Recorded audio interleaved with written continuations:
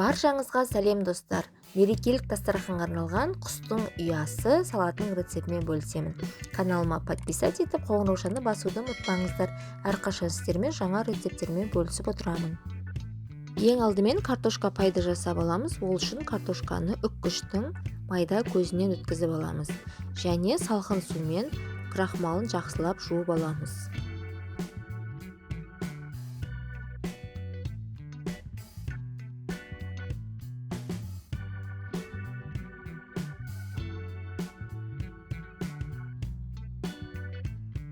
Жуылған картошканы суды жақсы соратын сүлгіге салып, жақсылап суын кептіреміз.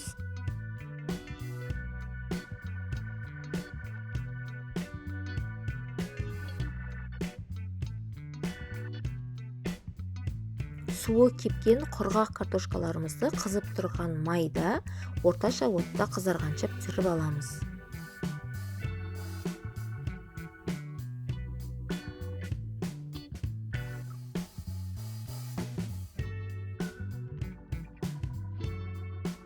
Енді аздап тұз сеуіп, жақсылап араластырамыз. Енді піскен етімізді ұзынша қылып тураймыз.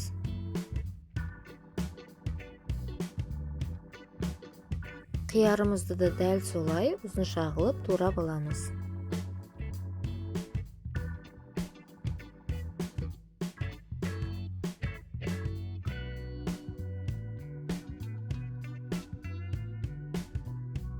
Қызанағымыздың ортасын жұмсақ жерін алып тастаймыз. Салатқа қолданбаймыз. Оны қоссаңыздар, салатымыз тым сулы болып кетеді. Енді қызанағымызды да дәл солай ұзынша қылып турап аламыз.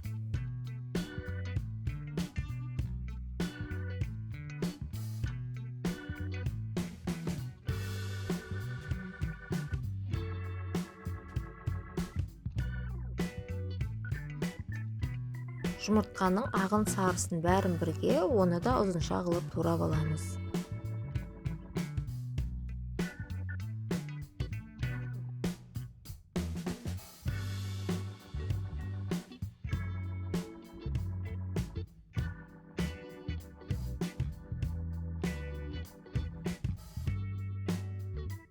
Енді үстіне жүгерімізді салып, дәміне қарай тұз салып, және майонезімізді салып, жақсылап барлығын араластырамыз.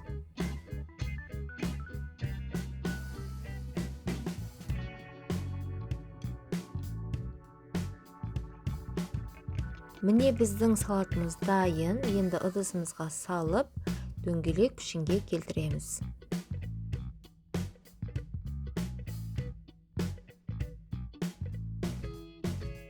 Енді үстіне картошка пайымызды біркелкі тегіс қылып салып шығамыз.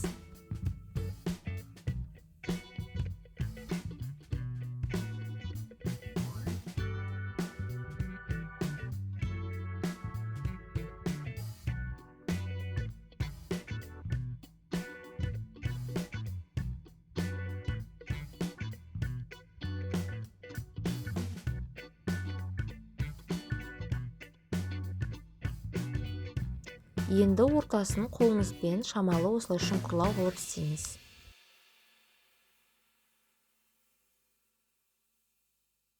Енді үстіне укропты сеуіп шығамыз. Укропты өз қалауыңыз бойынша майдалап турамай, ұзын күйінде қолдансаңыздар да болады. Мен жеуге ыңғайлы болсын деп осылай майдалап турадым, және үстіне осындай кішкене бөдененің жұмыртқасын қойып шығамыз.